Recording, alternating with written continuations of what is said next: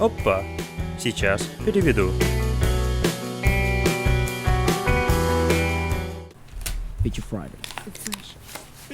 Это значит... сори. Песня называется «Рассвет». Он пел это на том же концерте и в том же году. Похоже, что весь этот концерт является культовым, да? И я думаю, что мы с удовольствием посмотрим это видео. Ну, имеется в виду, мы посмотрим весь этот концерт, да? Кто-то отправил нам ссылку на эту песню, и когда он отправил эту ссылку, он сказал, что в этой песне Димаш пел на китайском языке. Да. Мандаринский. Да, мандаринский. И скажу я тебе, это впечатляет. Знаешь, в Китае так много языков, так много диалектов, да. И поэтому, когда мне говорят китайский, я говорю, а какой? Ну, я точно не знаю, на каком именно диалекте он пел. Но вот что я знаю, то, о чем он будет петь, история, о которой он будет петь, основана на реальных событиях. Эта история произошла в реальной жизни. С кем-то там. Так это произошло в Китае? Да. Это культовая китайская песня. А, ну понятно. А на видео есть субтитры, да? Да. О, круто. Тогда давай начнем. Получается, это будет челлендж «Попробуй не заплакать», да? Ну, да, ты прав. Целый оркестр. Да.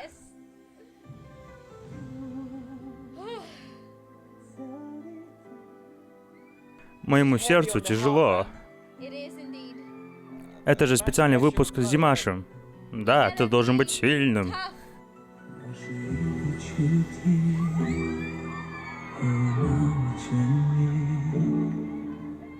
Димаш!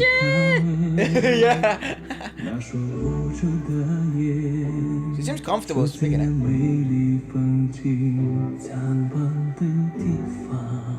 Oh, that is just so good.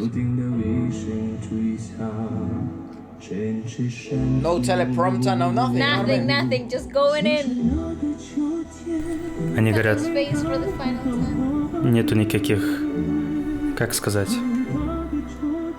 That's ominous. вот этих экранов с текстом песни. До этого он читал текст Oh песни. God. Эфра.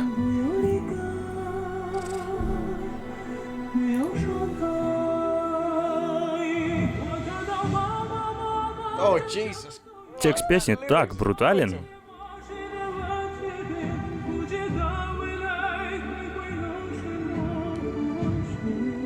Oh my god. От этого бедного ребенка отказались его родители, так получается, да? Ну, знаешь, это могло произойти из-за какого-то трагического события, либо они просто ушли от него. Ну, я думаю, что случилась какая-то трагедия. Ну, знаешь, неважно, они же все равно его бросили. Там же поется о смерти. Я думаю, что он поет о том, что у этого дитя погибли родители, да? И все это поется с точки зрения этого ребенка. Какая тяжелая история, боже мой! Мне просто нужна эмоциональная пауза. Да, буквально. I can't. He's rough, man. This is Awesome. Staging. It's daybreak. I see. Ooh. Не надо было мне читать эти субтитры, я не хотела бы знать смысл этой истории. I'll say mama as well.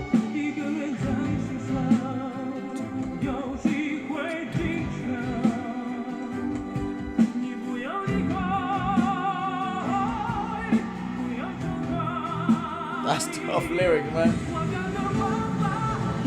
woo! Arrangements.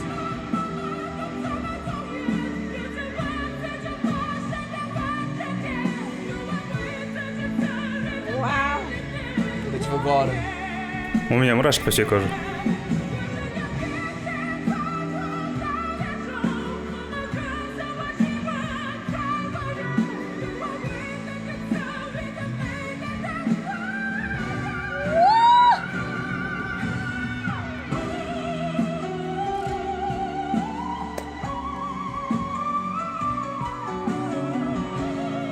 That's insane, bro.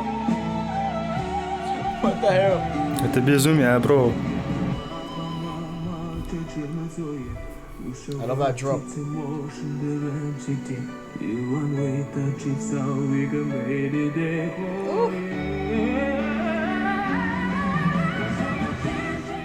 Он такой артист.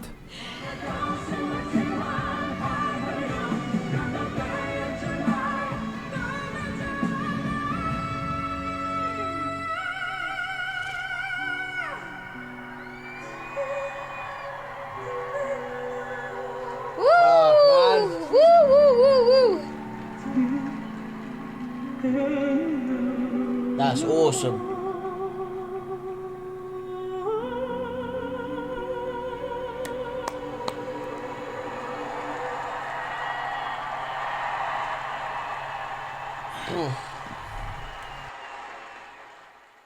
Этот текст песни без такого голоса, ты просто взорвешься. Редко бывает, когда мне просто нечего сказать. Но это именно то, что сейчас со мной происходит. Это было сурово. А знаешь, что интересное? Иногда, там, допустим, книги или там кино, картины и, конечно же, музыка. И кажется, что во время существования людей происходили трагедии, страдания, боли, опыты, возбуждения, счастье. Я немного взбудоражена. Ну и счастье, знаешь, все эти карусели эмоций, куча эмоций, через которые проходит каждый человек за всю свою жизнь. И из всех этих чувств доминирует только одно. Самое экстремальное. Чувство какой-либо эмоции, это, конечно же, является горечь и отчаяние, как в этой песне. В этой песне не была печаль, это были стоны, да, отчаяние. Знаешь, это было душераздирающе. Кажется, что язык достиг своего лимита. Допустим, я могу рассказать любую историю, но я не смогу рассказать ту же историю, что и картина. Не могу рассказать о том, что расскажет песня, или книга, или какое-нибудь писание. И это очень странно, что за все время существования человека классическая музыка, в особенности, да, обрела определенную форму, и она никогда не переставала существовать. И поэтому мне кажется, что музыка является самым лучшим способом передать экстремальные эмоции. Музыка особенно подходит для таких жанров, где очень много боли и отчаяния, потому что в такой музыке есть сильная глубина. Когда я училась... Ты училась? Был очень большой акцент на... Вот это я хорошо помню в первый год своего обучения.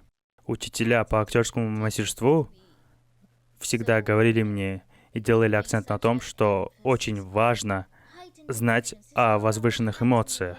По очевидным причинам я вообще не имела понятия о том, о чем они говорят.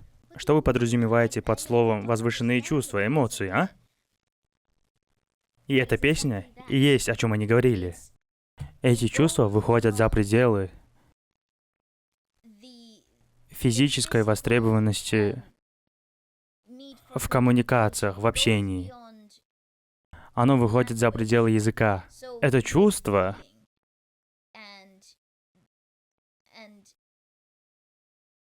использует тебя как сосуд, чтобы увеличить себя. Вместо тебя и вместо меня. Что мне пришлось учить, так это тому, что я не должна была игнорировать это чувство и подавлять его. Наоборот, я должна была позволить этому чувству охватить меня. И весь этот порыв, ну, не совсем порыв, а это чувство перенасыщенности, эмоций, дай волю таким эмоциям. Ну, такие чувства нужно тоже контролировать, потому что можешь же заплакать во время выступления. Это чувство так сильно увеличивается, и правильно используя это чувство, и человек знает, когда он правильно использует такие чувства. При правильном использовании ты это почувствуешь. Это как открыть кран с водой. И именно в этот момент ты являешься этим краном, и ты позволяешь всем этим эмоциям путешествовать внутри тебя. Ну, теперь я понял. Но знаешь, тут есть и обратная сторона монеты. Смешивая это все с технической частью пения, там ты должен стоять вот так, чтобы использовать разные мышцы, ты должен делать то, ты должен делать все. И после этого всего они тебе говорят: позволь всему уйти. Правило, правило, правило, рецепт, рецепт, рецепт, она сказала. И позволь себе быть переполненным эмоциями. И ты стоишь там и думаешь, о чем, елки побери, ты говоришь, а? А потом ты начинаешь смотреть повороте, и там же вся опера. И ты такой: так вот они о чем говорят. Все эти возвышенные эмоции путешествуют внутри человека, через артиста, в данном случае, да? Это очень, как бы объяснить, тут антагонический концепт.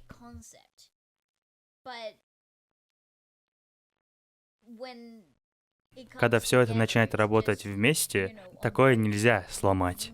Ты открываешь для себя такой вид магии. Если говорить честно, половину времени я не понимал, о чем они говорят, потому что на полпути я всегда терял цепочку мыслей. Надеюсь, скоро мне кто-нибудь ответит из реакционеров, которым я написал, и когда они это сделают, или если они это сделают, я сделаю перевод новых реакционеров. А пока мы будем переводить наших новых, старых или старых новых реакционеров, которые относительно новые, и мы будем смотреть их уже вторые, третьи, четвертые реакции. Вот, на этом у меня на сегодня все. Всем большое спасибо за просмотр, и всем пока.